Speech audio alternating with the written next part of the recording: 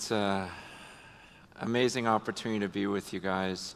I've been teaching your youth, every couple of years at the Life Conference for the last, 10, 12 years or so. Loved it.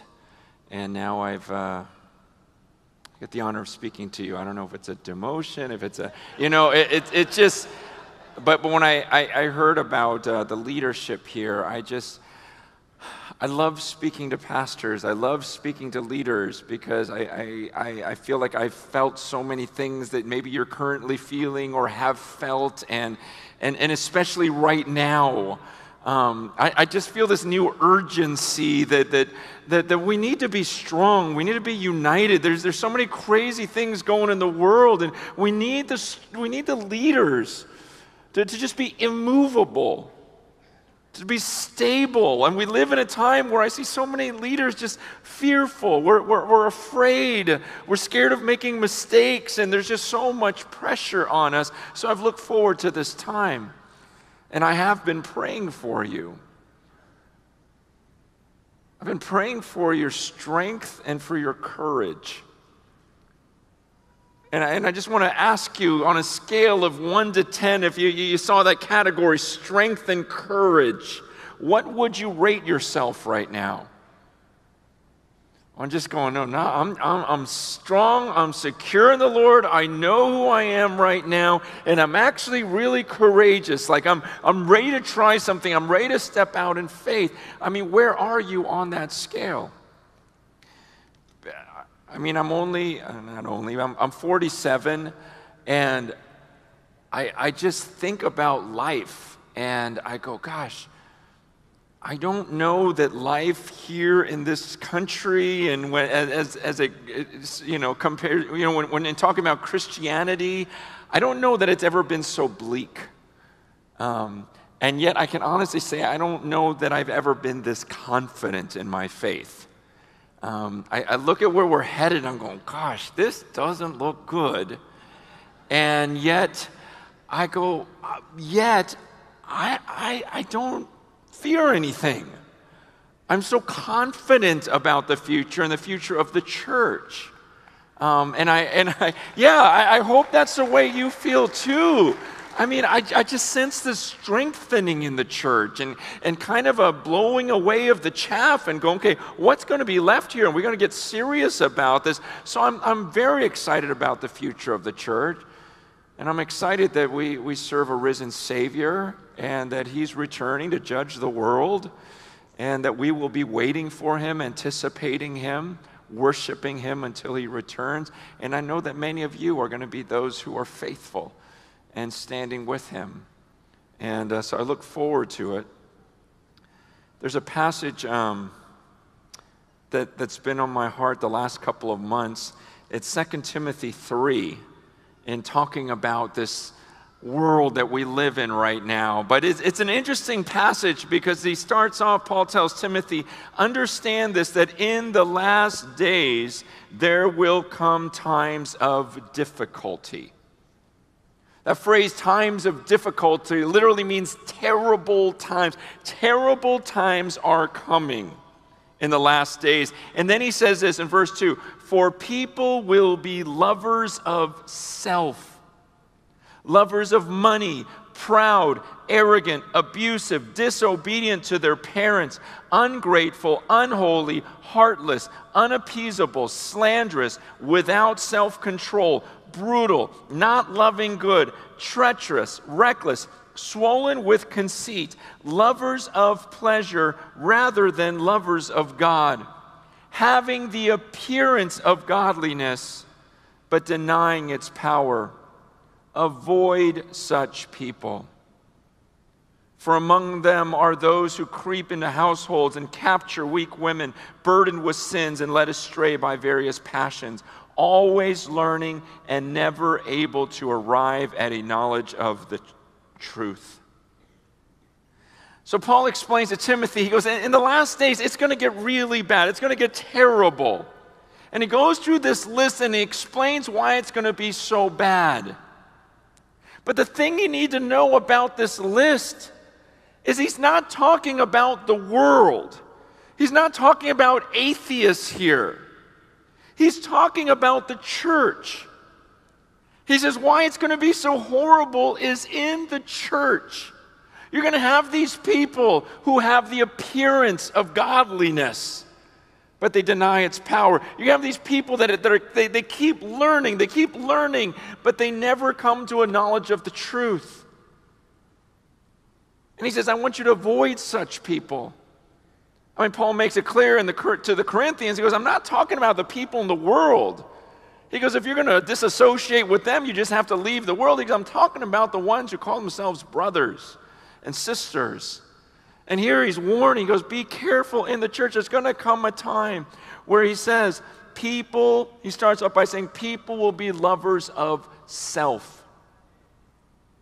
The crazy thing about this list is many of these things we read, and nowadays we just kind of shrug our shoulders at it. They don't seem like terrible sins, even in the church. Like we read, like disobedient to parents. Big deal. I mean, isn't it more that we are shocked when a child actually obeys his parents? And that's crept into the church. There's an expectation. If you don't believe me, work in the child care. It's there. And we just kind of go, man, what can we do? It's just where we live. There's this idea of lovers of self. I was reading one commentary that said, that phrase, lovers of self, is first because that's kind of the sewage pipe through which all the other garbage flows through. He says, you're a lover of self. You love yourself. That's why he says, lovers of self, lovers of money. Why do you love money? Because you love yourself. You want money. Proud. Why are you proud? Because you love yourself. Why are you arrogant? Because you love yourself. Why are you abusive? Because you don't think about what you do to other people. You're thinking about yourself, this idea of self-love, which is so normal in the world today. I remember being in junior high or high school, and remember that Whitney Houston song came out, the greatest love of all is learning to love yourself. It's the greatest love of all. That's love, when you can learn to love yourself. And yet Paul says, be careful. In the end times, it's going to get crazy because people are going to love themselves. And even in the church, you hear this creeping in, where people go, well, Jesus says love your neighbor as yourself, and so let's focus on loving ourselves more so we can love our neighbors. Because I don't love myself enough, and the truth is you're going, man, no, you're crazy about yourself. Every time we get together, you want to talk about yourself. Let's talk about me and how I can love me and how you can love me. It's just this idea, he goes, understand and it's become so normal to us. I mean, I was reading this thing about the sociologists are saying that our culture, this generation, is by far, by a long shot, the most narcissistic culture to ever exist. I mean, we think it's normal and acceptable for every single person in our country to create a page talking about themselves. Wanting everyone to look at themselves. Everyone thinking, I have the opinion that's going to change. We think that's normal. You understand, back then, they'd be like, you got to be kidding me. Everyone is going to think that their voice should be heard, and everyone is going to build this shrine to themselves so that everyone else can see and make themselves look as good as possible. It's normal. And Paul says this is going to get terrible because this is going to be in the church. People are going to be lovers of self, not lovers of God. They're going to love themselves, be arrogant, proud, they'll love money, abusive, disobedient to their parents, ungrateful, which is the mark of a spirit-filled person, as he just thanks God for everything in Christ Jesus. But they're going to become ungrateful, unholy. They're not going to care about holiness. Let me just say something about that. Okay, when I grew up, we talked a lot about purity and holiness. And lately, there's been a new thing happening, which there's part of it that I love. And I feel like I'm part of the one that instigated some of this, where I would look at the church and go, man, there's starving people out in the world. There's people with no clean drinking water. There's girls that are in, little children and little boys who are being sold into slavery as sex slaves. We got to get to them. We got to get water to them. We got to get food to them. We got to rescue them from all these places. And I was just trying to awaken a church, and I saw this younger generation that had this faith and said, I'll jump on a plane right now.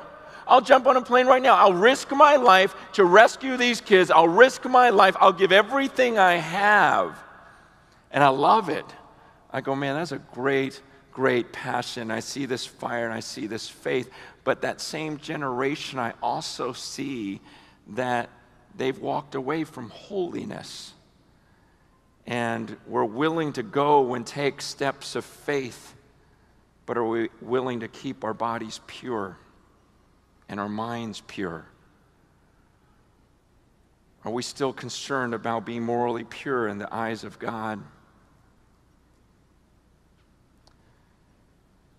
You can be heartless, unappeasable, slanderous, without self-control, brutal, not loving good, treacherous, reckless, swollen with conceit, lovers of pleasure rather than lovers of God.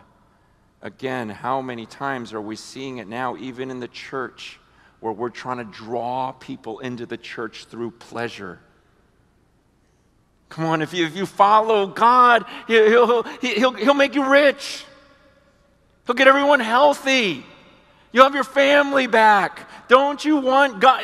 And it's all about you, and it's all about pleasure. And they're like, okay, let me try that. If that's going to restore my marriage, if that's going to make my kids love me, if that's going to take away my sickness, if that's going to help me get a job, if that's going to make me rich. And you've got this gospel being preached out there saying, if you follow Jesus, you will get this.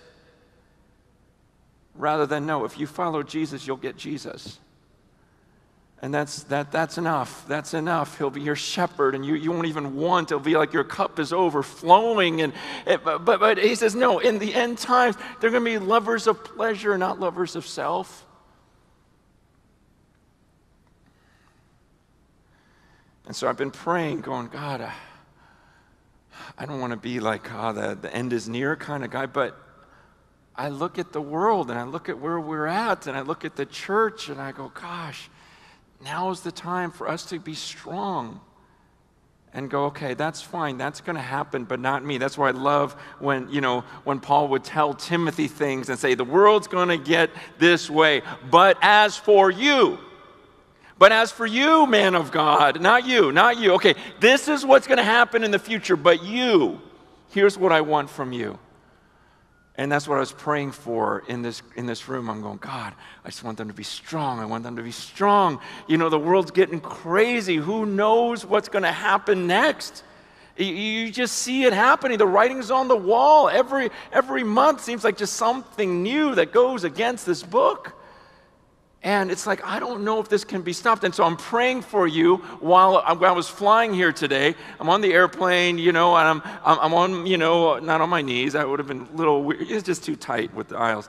And I'm just, on my face like this, kind of praying, God, come on, help me out. And I take a break, and I would look, and, you got the TV screens going on, and I'm praying. And every time I peek up, that show, The Deadliest Catch was on. That's about people who go to the Bering Sea and try to catch a crab and die. And so I'm praying, and I'm looking, at the TV every once in a while, praying some more, looking up, watching, okay, how many did they catch? But there was this picture, I'm not trying to exegete Deadliest Catch, but there was just this thought of, man, our job, sometimes we as believers will look at the world and all the stuff that's going on, and we try to change that. And I just don't know if that's what I see in here. It seems like there are some things that are inevitable of where our world is going to go. And our job is not to calm the sea, but to make sure our boat is intact.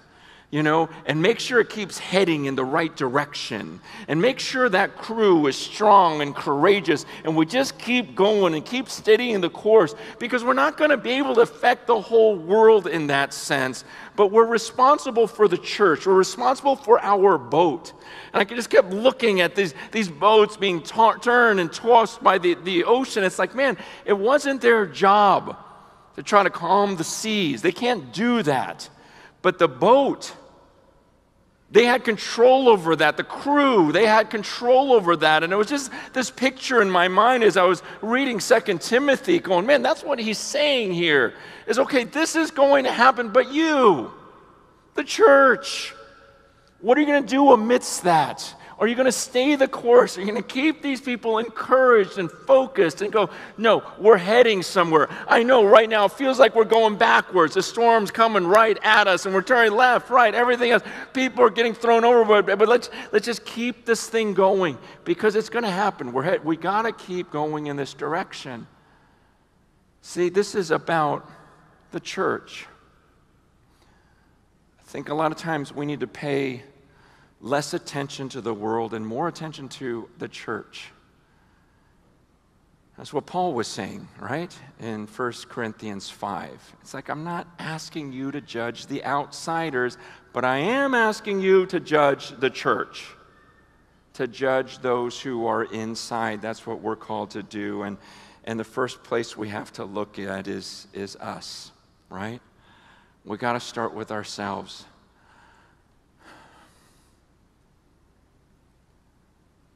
Are you personally deeply in love with Jesus right now? Are you secure, strong, courageous? Going, God, I love you. I see where this world is going. I'm not going with it. I'll go against the flow because I love you. Are you still in love with your people? During this council, we're talking about being this family. But I've made many mistakes in ministry by assuming that couple's doing fine. I mean, haven't there been so many times where you have dinner with a couple and you have a good time, whatever, and then you find out like a week later, 2 weeks later, that they're ready to leave each other, and you're like, what? I just assumed everything was fine. They seem fine, and you just want to kick yourself like, oh, I should have seen this, I should have seen this, I should have seen this. I just assumed they were fine because they're on staff. I assumed they were fine. He's an elder. I assumed he was fine. He went to Bible college. I assumed this, I assumed that. And so it's very easy for me to walk in this room and go, man, I'm just going to assume they all love their people. And they love being shepherds. They love the people they lead. And that would be such a foolish assumption. Man, having spent most of my life in ministry, there were many seasons where I can't say that I loved the people I ministered to.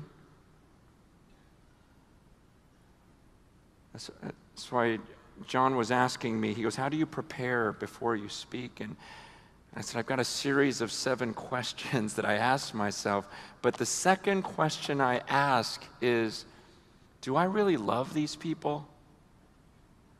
Because there are many times when I've walked on a stage and I didn't love the people. I was just getting the message across. But I didn't look in their eyes and think, okay, if I really loved her, if I really loved him, what would I say? What would I really say that's going to matter 100 years from now? That's going to matter when he stands before God. Man, what can I say? God, I care about him. I care about these people. I don't want them to just keep doing this and going through the routine and then standing before you. If their hearts were gone and they were just speaking with their lips and just, working a job and taking a salary and just, going on with tradition, rather than, man, igniting their hearts again and not forsaking their first love. It's like, okay, God, help me to love them. And even right now, as I'm looking at you, I'm going, God, help me to really care, to really believe I'm doing something up here and trying to use whatever spiritual gift I have to bless you. So that maybe 100 years from now, when you look me in the eyes, you can say, man, I remember what you said that day. It had an impact on me. It got me thinking, do I still believe that God that I first believed in when I was young? Because I remember being young. I remember walking out of Sunday school and believing in the story of David and Goliath and walking around going, no, I can do anything. I can do anything. I remember as a young minister just, walking around, maybe knocking on doors, just believing that God was going to do something and then slowly board meetings happened. And budgets happened and everything else. And it's like, Lord, is there anything I can do to get them back to you, alone with you, where no one else is around? It's just you and this book. And you're going, okay, God, that's what it says in the last days. Okay, even if it's you and me, even if none go with me, I'm going to follow you because I love you, Jesus. Like, when's the last time you had a moment like that? Where it's just you adoring God? And saying, Lord, I'm going to obey this. And then to stand in front of your people, having met with him, and then coming to the presence of it, because you're a lover of God, not a lover of pleasure, not just a lover of ministry, not a lover of success, not a lover of when the room is full of people, not a lover of when the budget is met and exceeds, and not a lover of a good offering that week, but just a lover of God, where it's like, I adore him and I'll say whatever I need to say, because he tells Timothy, look, in the last days, a time is coming when people will not endure sound teaching, but having itching ears, they'll accumulate for themselves teachers to suit their own passions, and will turn away from listening to the truth and wander off into myths. As for you, always be sober-minded, endure suffering, do the work of an evangelist, fulfill your ministry. Where he goes, Timothy, there's going to be a time when no one puts up with this but you. As for you, let them go. They're going to go and they're going to just find a teacher to tell them what they want to hear. Why? Because they're a lover of pleasure. If they want to get divorced, they'll find someone with a PhD to tell them it's okay to divorce. If they want to have sex outside of marriage, they'll find someone with a PhD to explain to them, oh, no, this is okay. If they want to be greedy and spend all the money on themselves and neglect this mission to reach the unreached around the world, they'll find someone with a PhD to explain to them why it's okay for us to just sit and bask in all of his blessings. We'll just find someone to tell us whatever we want to hear. You want to abort your child? You want to marry someone of the same sex? I'll find you a teacher, Christian, PhD. I'll tell you it's fine. You want to stop believing in hell? I'll find you someone with a PhD to tell you that. You want to just believe that there's no punishment, that God's a God of love and only love, and there's no wrath, there's no judgment to come? There's plenty of books about that. What do you want to believe? What's your pleasure? What would you like?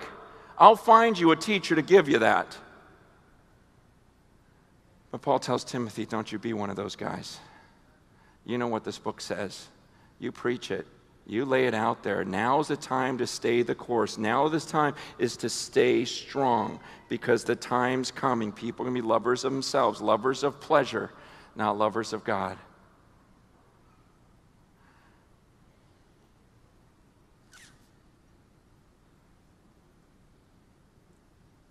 Do you love your staff right now? I had times when I really loved my staff. I mean, really, like every one of them, where I thought I would take a bullet for everyone on staff right now. And there have been other times where I'd like to put a bullet. No, I'm kidding. But, there are those times. But again, first of all, we got to go, okay, because sometimes we go, oh, my church is this way, the world is this way. But first, we got to look at ourselves. We got to look at the leadership and go, okay, what are we modeling here? Am I a man or woman who just gets on his or her face and adores God, gets alone with this word, gets convicted and says, no, I will preach this, I will lay it out? Because again, we're living in a time where I'm seeing some of these younger believers. They're excited, they're doing crazy things, they're living by faith. I love that.